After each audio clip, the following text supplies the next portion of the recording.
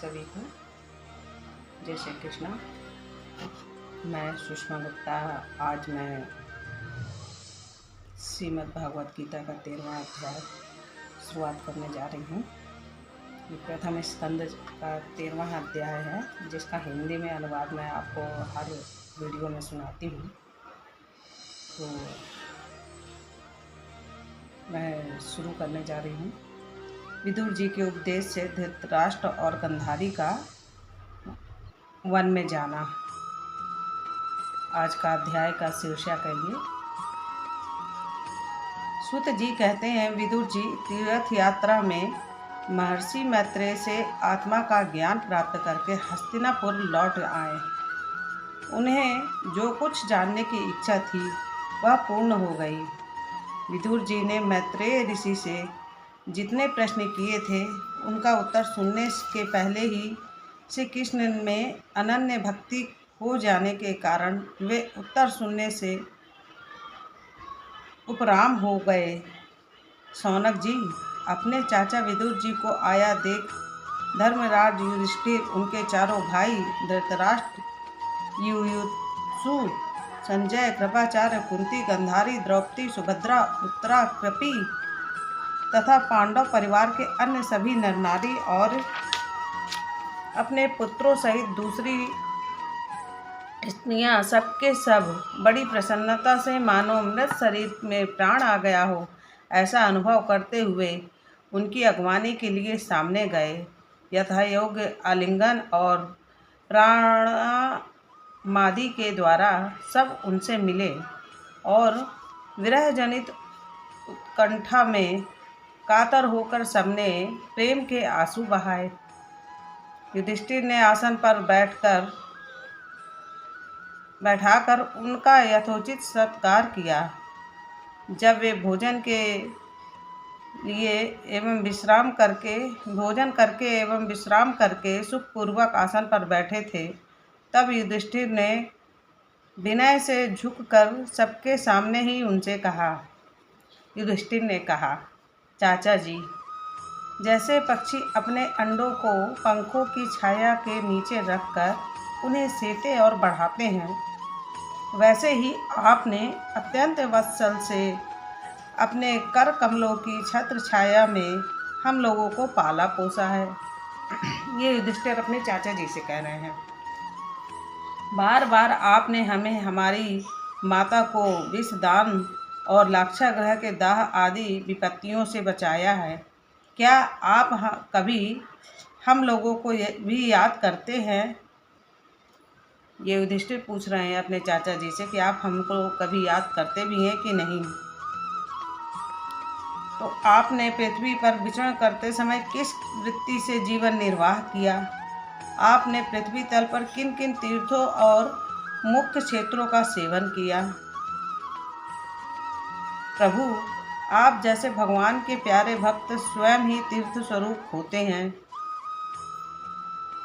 आप लोग अपने हृदय में विराजमान भगवान के द्वारा तीर्थों को भी महातीर्थ बनाते हुए विचरण करते हैं। चाचा जी, आप तीर्थ यात्रा करते हुए द्वारका का भी अवश्य ही गए होंगे। वहाँ हमारे सहृदय एवं भाई बंधु यादव लोग, जिनके एकमात्र आराध्य देव श्री कृष्ण हैं, अपनी नगरी में सुख से तो है ना? आपने यदि जाकर देखा नहीं होगा तो सुना तो अवश्य होगा। युधिष्ठिर अपने चाचा जी से ये पूछते हैं कि आपने सारे तीर्थ यात्रा किया होगा तो आप द्वारका भी गए होंगे और वहाँ में हमारे श्री कृष्ण रहते हैं, तो उनके परिवार के लोग सुखी हैं या नहीं? आपने यदि देखा नहीं है तो सुना होगा वहाँ जाकर किसी से। युधिष्ठिर के इस प्रकार पूछने से विदुर जी ने तीर्थों और यदुवंशियों के संबंध में जो कुछ देखा, सुना और अनुभव किया, सब क्रम से बतला दिया। केवल यदुवंश के विनाश की बात नहीं कही। विदुर जी, जो युधिष्ठिर के चाचा जी थे, उन्होंने वहाँ पे जो कुछ भी देखा सारी बातें बताई, मगर वहाँ जो विनाश हुआ था उसके बारे में उन्होंने कोई बात नहीं की।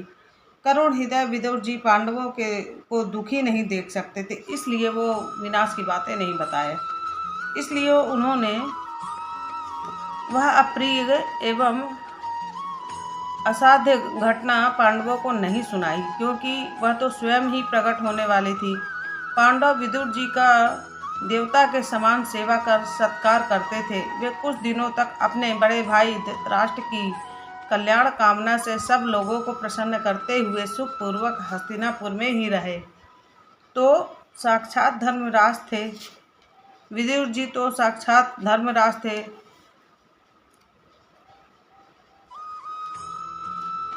मांडव्य ऋषि के शाप से 100 वर्ष के लिए शूद्र बन गए थे। इतने दिनों तक यमराज के पद पर अपरमा थे और वहीं पापियों को उचित दंड देते थे। राज्य प्राप्त हो जाने पर अपने लोकपालों सरीखे भाइयों के साथ राजा युधिष्ठिर वंशधर परीक्षित को देखकर अपनी अतुल संपत्ति से आनंदित रहने लगे। इस प्रकार पांडव गृहस्थ के काम धंधे में रम गए और उन्हीं के पीछे एक प्रकार से यह बात भूल गए कि अनजान में ही हमारा जीवन मृत्यु की ओर जा रहा है। अब देखते देखते उनके सामने वह समय आ पहुंचा जिसे कोई नहीं टाल सकता। देखिए, सारा जीवन इंसान का ऐसे ही निकल जाता है और कब हम मौत के करीब आ जाते ये किसी को भी नहीं पता चलता। परंतु विदुर जी ने काल की गति जानकर अपने बड़े भाई धृतराष्ट्र से कहा, महाराज देखिए, अब बड़ा भयंकर समय आ गया है, झटपट यहाँ से निकल चलिए। हम सब लोगों के सिर पर वह सर्व समर्थ काल मंडराने लगा है, जिसके टालने का भी कहीं भी कोई उपाय नहीं है। काल के वशीभूत होकर जीव का अपने प्रियतम प्राणों से भी बात में वियोग हो जाता है। फिर धन जन आदि दूसरी वस्तुओं की तो बात ही क्या है। आपके चाचा ताऊ भाई सगे संबंधी और पुत्र सभी मारे गए। आपकी उम्र भी ढल चुकी, शरीर बुढ़ापे का शिकार हो गया। आप पराए घर में पड़े हुए हैं। ओह, इस प्राणी को जीवित रहने की कितनी प्रबल इच्छा होती है। इसी के कारण आप भीम का दिया हुआ टुकड़ा खाकर कुत्ते सा जीवन बिता रहे हैं। जिसको आपने आग में जलाने की चेष्टा की, विष देकर मार डालना चाहा, भरी सभा में जिनकी विवाहिता पत्नी को अपमानित किया, जिनकी भूमि और धन छीन लिए, उन्हीं के अन्न से पले हुए प्राणों को रखने में क्या गौरव है। ये विदुर जी अपने बड़े भाई धृतराष्ट्र से कहते हैं।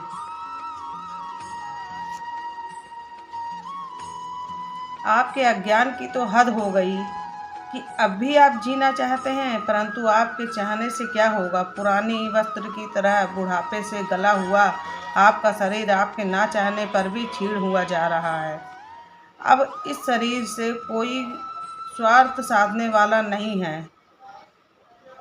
इसमें फंसिए मत, इसकी ममता का बंधन काट डालिए। जो संसार के संबंधियों से अलग रहकर उनके अनजान में अपने शरीर का त्याग करता है, वही धीर कहलाता है। चाहे अपनी समझ से हो या दूसरों के समझ से। जो इस संसार में दुख रूप समझकर इससे विरक्त हो जाता है और अपने अंतःकरण को वश में करके हृदय में भगवान को धारण कर संन्यास के लिए घर से निकल पड़ता है, वही उत्तम मनुष्य है। इसके आगे जो समय आने वाला है वह प्रायः मनुष्यों के गुणों को घटाने वाला होगा। इसलिए आप अपने कुटुंबियों से छिपकर उत्तराखंड में चले जाइए। ये विदुर जी धृतराष्ट्र से कहते हैं। जब छोटे भाई विदुर ने अंधे राजा धृतराष्ट्र को इस प्रकार समझाया, तब उनकी प्रज्ञा के नेत्र खुल गए और भाई बंधुओं के सदृढ़ स्नेह पाशों को काट कर अपने छोटे भाई विदुर के दिखलाए हुए मार्ग से निकल पड़े। देखिए, जब तक उनके सारे पुत्र थे धृतराष्ट्र के, तब उन्होंने इतना गुरूर किया कि अपने भाइयों के पूरे परिवार को ख़त्म करने की कोशिश की, उनको घर से निकाल दिया, उनकी संपत्ति हड़प ली और आज उनके जब एक भी पुत्र नहीं बचे, तब उन्हीं के भाई के पुत्र उनको पाल रहे थे, उन्हीं के पास रह के अपना जीवन यापन कर रहे थे धृतराष्ट्र। और जब परम पवित्र पतिव्रता सुवल नंदिनी गांधारी ने देखा है कि मेरे पति देव तो उस हिमालय की यात्रा कर रहे हैं जो सन्यासियों को वैसा ही सुख देता है जैसा वीर पुरुषों को लड़ाई के मैदान में अपने शत्रुओं के द्वारा किए हुए न्यायोचित प्रहार से होता है, तब वे भी उनके पीछे पीछे चल पड़ी। धृतराष्ट्र के पीछे फिर उनकी पत्नी गांधारी भी निकल पड़ी।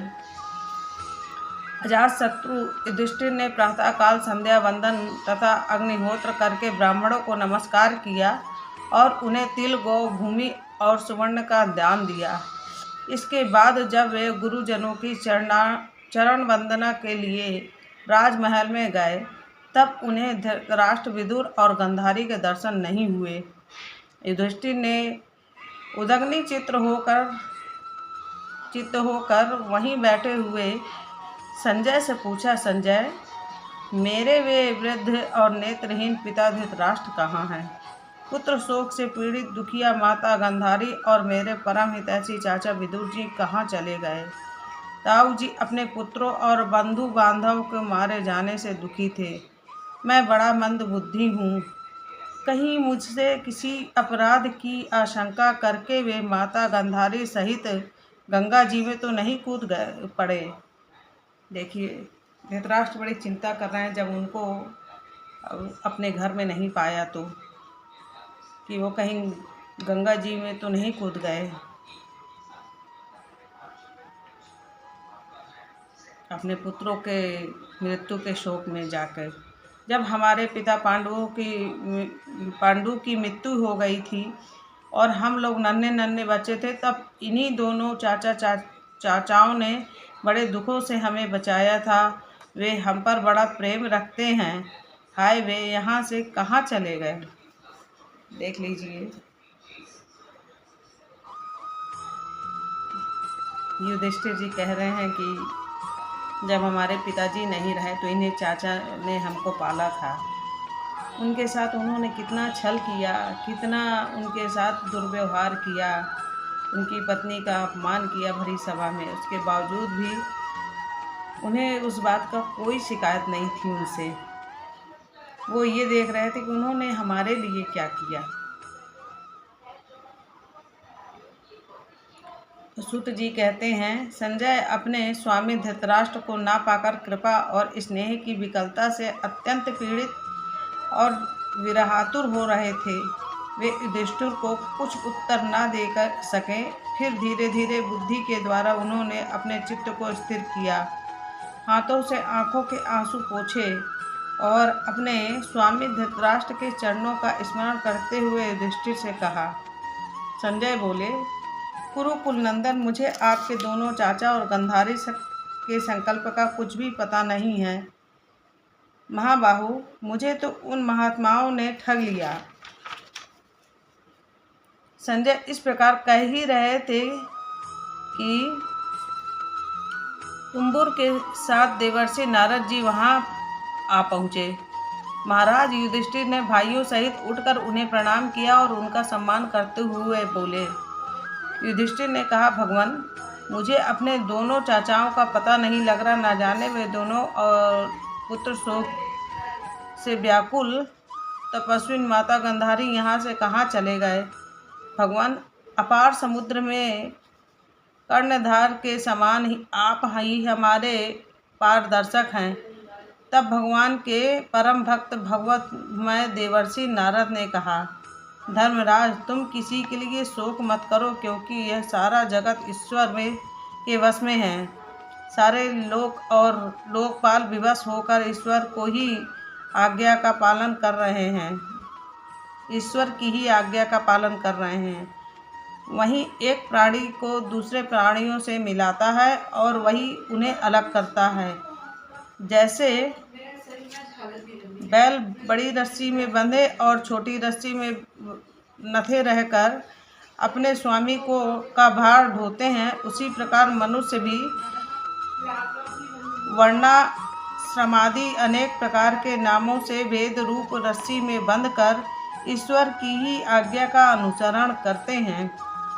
जैसे संसार में खिचड़ी से की इच्छा से खिलौनों का संयोग और वियोग होता है, खिलाड़ी की इच्छा से, जैसे संसार में खिलाड़ी की इच्छा से ही खिलौनों का संयोग और वियोग होता है, वैसे ही भगवान की इच्छा से ही मनुष्यों का मिलना बिछड़ना होता है। तुम लोगों के जीव रूप में से नित्य मानो यह देह रूप से अनित्य अथवा जड़ रूप से अनित्य और चेतन रूप से नित्य अथवा शुद्ध ब्रह्म रूप से नित्य अनित्य कुछ भी ना मानो। किसी भी अवस्था में मोहजन्य आसक्ति के अतिरिक्त वे शोक करने योग्य नहीं हैं। इसलिए धर्मराज, वे दीन दुखी चाचा चाची असहाय अवस्था में मेरे बिना कैसे रहेंगे। इस अज्ञान जन्य मन की विफलता को छोड़ दो। यह पाश्च भौतिक शरीर काल कर्म और गुणों के वश में है। अजगर के मुंह में पड़े हुए पुरुष के समान यह पराधीन शरीर दूसरों की रक्षा ही क्या कर सकता है। हाथ वालों के बिना हाथ वाले, चार पैर वालों के पशुओं के बिना पैर वाले, तृणादि और उनमें भी बड़े जीवों के छोटे जीव आहार है। इस प्रकार एक जीव दूसरे जीव के जीवन का कारण हो रहा है। इस समस्त रूपों में जीवों के बाहर और भीतर वही एक स्वयं प्रकाश भगवान, जो संपूर्ण आत्माओं के आत्मा हैं, माया के द्वारा अनेकों प्रकार से प्रकट हो रहे हैं। तुम केवल उन्हीं को देखो। महाराज, समस्त प्राणियों को जीवन दान देने वाला वे ही भगवान इस समय इस पृथ्वी तल पर देवद्रोहियों का नाश करने के लिए काल रूप से अवतीर्ण हुए हैं। अब वे देवताओं का कार्य पूरा कर चुके हैं, थोड़ा सा काम और शेष है, उसी के लिए वे रुके हुए हैं। अब तक वे प्रभु यहाँ हैं, तब तक तुम लोग भी उनकी प्रतीक्षा करते रहो। धर्मराज, हिमालय के दक्षिण भाग में जहाँ सप्त ऋषियों की प्रसन्नता के लिए गंगा जी ने अलग अलग 7 धाराओं के रूप में अपने को 7 भागों में विभक्त कर दिया है, जिसे सप्त स्रोत कहते हैं, वहीं ऋषियों के आश्रम पर धृतराष्ट्र अपनी पत्नी गंधारी और विदुर के साथ गए हैं। वहाँ वे त्रिकाल स्नान और विधि पूर्वक अग्निहोत्र करते हैं। अब उनके चित्त में किसी प्रकार की कामना नहीं है, वे केवल जल पीकर शांत चित्त से निवास करते हैं। आसन जीतकर प्राणों को वश में करके अपने ही 6 इंद्रियों को विषयों से लौटा लिया है। भगवान की धारणा से उनके तमोगुण, रजोगुण और सत्वगुण के मल नष्ट हो चुके हैं। उन्होंने अहंकार को बुद्धि के साथ जोड़कर और उन्हें क्षेत्रज्ञ आत्मा में लीन करके उन्हें भी महाकाश में घटाकाश के समान सर्वाधिष्ठान ब्रह्म में एक कर दिया है। उन्होंने अपनी समस्त इंद्रियों और मन को रोककर समस्त विषयों को बाहर से ही लौटा दिया है और माया के गुणों से होने वाले परिणामों को सर्वथा मिटा दिया है। समस्त कर्मों का संन्यास करके वे इस समय ठूंठ की तरह स्थिर होकर बैठे हुए हैं, अतः तुम उनके मार्ग में विघ्न रूप मत बनना। धर्मराज, आज से 5वें दिन वे अपने शरीर का परित्याग कर देंगे और वह जलकर भस्म हो जाएगा। गर्भपत्यादि अग्नियों के द्वारा पर्णकुटी के साथ अपने पति की मृतदेह को जलते देखकर बाहर खड़ी हुई साध्वी गंधारी भी पति का अनुगमन करती हुई उसी आग में प्रवेश कर जाएगी। धर्मराज, विदुर जी अपने भाई का आश्चर्यमय मोक्ष देखकर हर्षित और वियोग देखकर दुखित होते हुए वहां से तीर्थ सेवन के लिए चले जाएंगे। देवर्षि नारद यूँ कहकर तुम्बुर के साथ स्वर्ग को चले गए। धर्मराज युधिष्ठिर ने उनके उपदेशों को हृदय में धारण करके सुख का परित्याग कर दिया। आज 13वां अध्याय समाप्त हुआ। सभी को राधे राधे। मेरे हर अध्याय की वीडियो आपको मेरे चैनल पर मिल जाएगी और आप मेरा रोज आगे के अध्याय का श्रवण कीजिए। श्रीमद् भागवत गीता का ये हिंदी रूपांतरण मैं आपके लिए लेकर आई हूँ। तो मैं हर रोज़ अपनी वीडियो डाल रही हूँ, तो कृपया मेरे चैनल को सब्सक्राइब कर लें और लोगों को शेयर कर दें ताकि और लोगों को भी श्रीमद् भागवत गीता सुनने का सौभाग्य मिले।